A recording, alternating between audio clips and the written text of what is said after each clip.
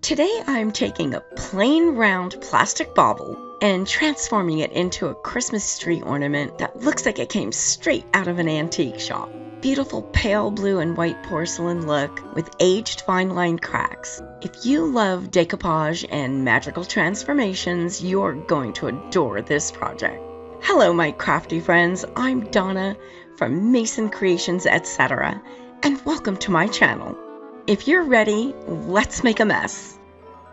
This plastic bauble comes in two pieces so it can be fillable, but I'm not going to put anything inside. Instead, I'm going to make it look like a vintage porcelain bauble straight out of an antique store. I'm using Aleene's tacky glue to attach the two pieces together. I put the glue in the little ridge and wiped off any excess glue that seeped out when I pressed them together. I added some painter's tape to hold it tight. I'll let that dry for an hour or so before moving on. I'm going to brush on Polyvine's multi-surface lacquer in a dead flat finish. I'm using the dead flat finish because I want to remove the shine. It's specially formulated to create a durable bond on slick, non-porous surfaces such as plastic, glass, ceramic, and metal. That bond acts as a gripping layer that allows paints, decoupage papers, or transfers to stick more effectively. Without it, top layers may chip, scratch, or peel. For best results, I'm going to let this dry overnight. Notice that the glass isn't clear any longer. The multi-surface lacquer removed the shine, which gives the glass a frosted appearance. If you plan on having a section that you want to see through, make sure to avoid the lacquer in that area. Removing the shine is what's needed to give your paint good adhesion. I'm going to give the entire bauble a coat of Dixie Belle chalk paint in the color cotton. I'm going to give it 2 coats to make sure I have a nice opaque surface to decoupage on. Make sure you always paint white or a very light off-white wherever you're going to decoupage rice paper or a napkin. White allows the colors in your images to look more vibrant. Dark colors will make your images look dark and muddy. Plus I want a white background for my flowers. This and all the products you're going to see me use today came from decoupagenapkins.com, my wonderful sponsors. This rice paper is just so beautiful with the pale grayish blue flowers. It looks like an image you'd see on a fine porcelain teacup. I'm separating the images from the paper using a water brush. A water brush has a cartridge that you fill with water and then brush it on the napkin or rice paper. The water dispenses easily, so this is really convenient. You always want to tear your rice paper or napkin instead of cutting it. A torn edge is much easier to blend than a sharp cut edge. To get the best results, I'm removing as much of the white background as possible from my images. Because you're watching this video today, decoupagenapkins.com is going to give you a 10% discount on one order that's a minimum of at least $50. This is a one-time discount and is good on your entire order when you use the code MASON10 in all caps at checkout. You can also use this discount in conjunction with the free shipping on orders over $75. So now you can get that mold you've been eyeing or some additional rice papers you've been wanting. Even if you've been ordering from them in the past, you can still take advantage of this one-time 10% discount when using the code above. I'll leave all this information for you in my description box below. Because this bauble is round, the paper is not going to lay flat. I'm going to make some slits around the image. These will slightly overlap when I attach the paper, making it conform to the ball shape. I normally would make tears in the paper, but because I want these separations to be very precise, I am using a pair of scissors instead. Because I'm cutting on natural lines like between flower petals and around leaves, this won't be noticeable at all once this is attached to the bauble. You're going to see me use a lot of different tools that make life so much easier. Things like a turquoise cup cradle to keep round objects from getting away, a bow dabra that makes bows in a snap, a water brush for separating rice paper and napkins, nail art brushes for fine detail work, palette knives, a rhinestone picker, and others. All of these items are listed in my description box below and my favorite tools section, just in case you'd like to check any of them out. To find my description box, click on the word More just below the title of this video. I'm using Polyvine Heavy Duty Wood Varnish as my decoupage adhesive today. You can use this product as a varnish and an adhesive, which is true for all the Polyvine formulas. It works so much better than the most popular brand of decoupage glue. It's not a glue, so it doesn't go on thick and lumpy. It's a varnish, so it dries crystal clear and will never yellow.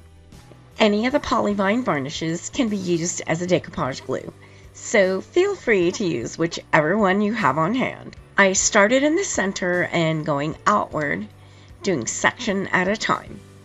I'm overlapping each little section, making the paper lay flat on the bauble.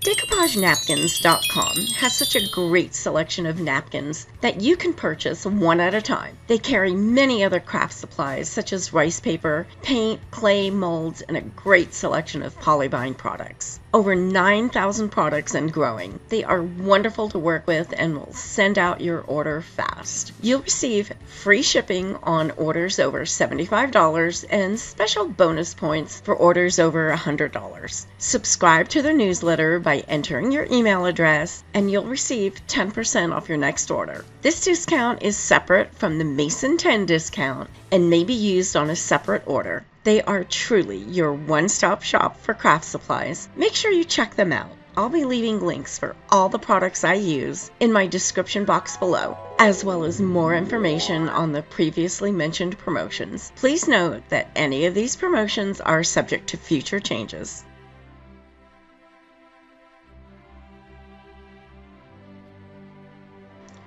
I cut a small piece of a Ziploc bag and misted it with some water. I'm using that to smooth out the decoupaged rice paper. If there are any bubbles under the paper, this will remove them. I always mist it with water. This will prevent the rice paper from sticking to the plastic. I'll let this dry for about an hour and then do the other side. After decoupaging both sides, I'm left with some bare spots. I tore off some small pieces of one of the leftover images to use as fill-in for the blank areas. I did some clips if they wouldn't lay flat, just like I did with the large piece. I'm going to hang this and let it dry for a few hours. Then I'll move on to the next step.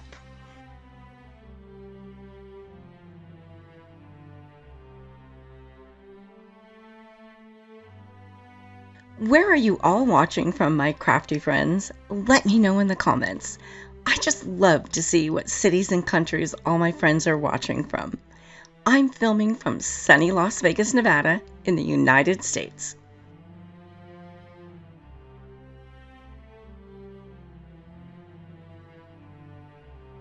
I'm using my favorite DOS clay to make some embellishments for this project. DOS clay is so easy to work with, dries quickly, and has very little shrinkage or cracking when dry. It's perfect for making molded pieces. After pressing the clay into the molds, I'm scraping off the excess with my palette knife, and then smoothing the clay out with some water. Then I'll put them in the freezer for 20 minutes. Freezing the clay makes it rigid so they just pop out of the mold easily. I'm going to put this fancy scroll at the top of the bauble, but it's a little too big, so I'm cutting it to size. I'm using Aleene's tacky glue again to add the clay to the bauble. This is the best glue I've found for gluing wet clay.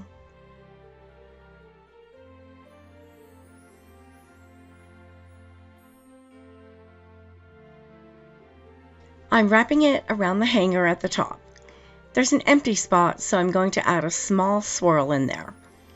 I'm gluing this while the clay is wet, so it'll conform and dry to the shape of the bauble. I'm carefully pressing all the edges down to make sure it's making contact all the way around. If any glue seeps out from under the clay, I'm removing it right away with a clean, damp brush. This will need to dry overnight.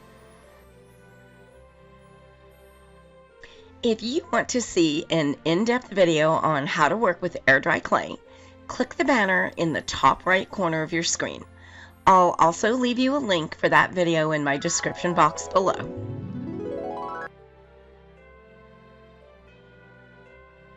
The clay is dry now, and I'm going to paint it using Pentart paint in the color silver. Pentart metallic paints are amazing. They cover in just one coat.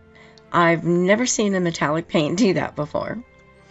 All the Pentart paints go on smooth and creamy and rarely ever need a second coat. I test all the products that I recommend in my videos.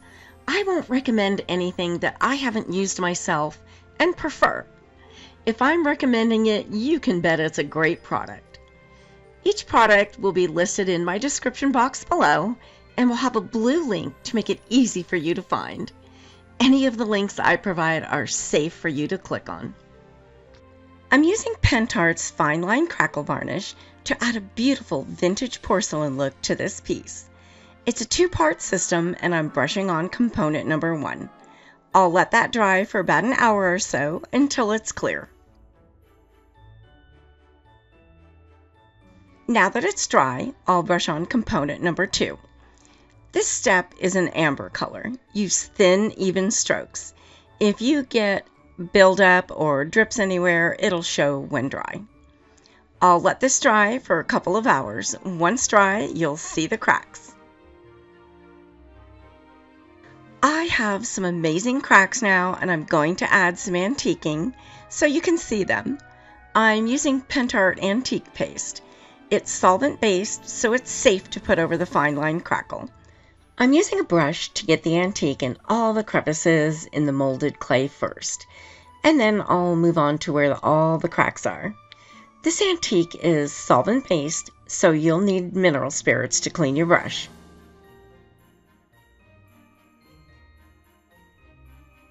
I'm rubbing it into all the cracks and then wiping it off with a soft, dry cloth.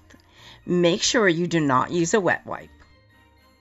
The antique will wipe off the surface of your piece, but stay in all those beautiful cracks.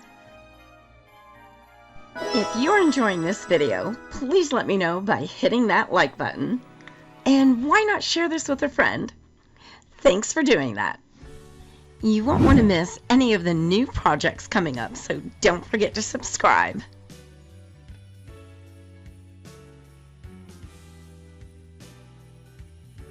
I let the antique paste dry for a couple of hours.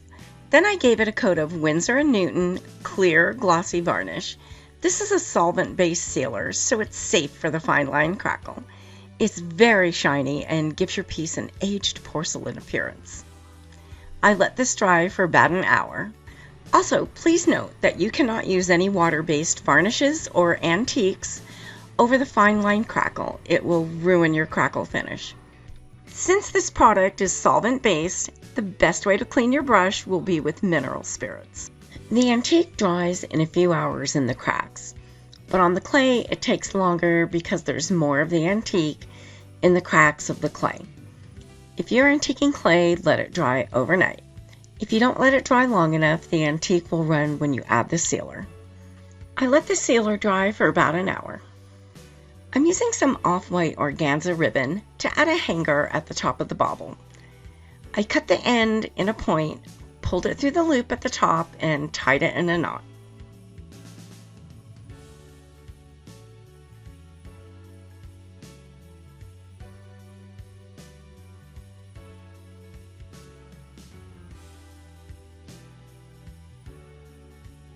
I'm going to use my mini bow dabber tool to make a beautiful bow for this project.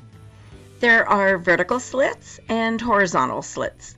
Add a thin cord or a small ribbon through the vertical slits. Then you can layer your ribbon back and forth in the horizontal slits, using as many layers of ribbon or as many different types of ribbon that you want to.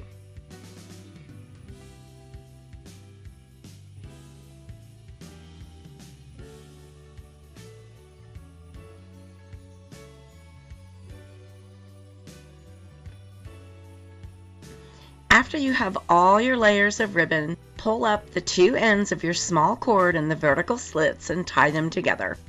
You can then safely lift up your newly made bow. I bring the cord around to the back and tie it in a knot. Now you can add an embellishment to the center of the bow or another tiny bow. I just love this little tool.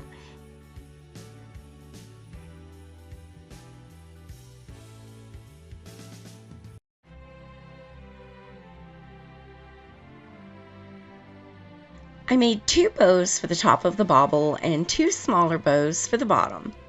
I'm adding a silver gray tassel by gluing it in between the 2 smaller bows for the bottom and gluing them together.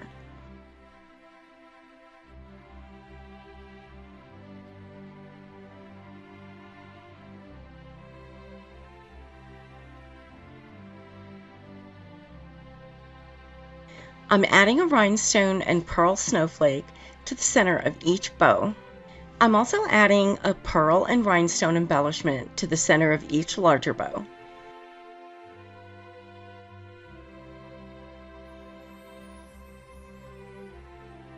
Now I'll glue 1 bow in front of each side of the hanger.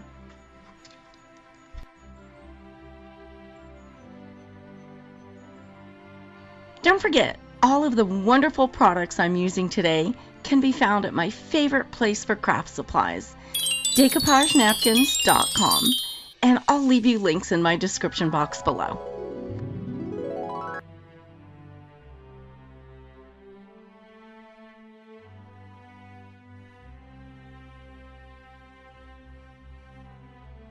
I put together a Christmas playlist with some other tutorials you may enjoy. Click the picture on the right to be taken to that playlist. I'm so happy you were here with me today, and thanks so much for watching. I can't wait to see you all next week. I'm working on a new Christmas project with you in mind. You can subscribe by clicking my picture in the top right corner.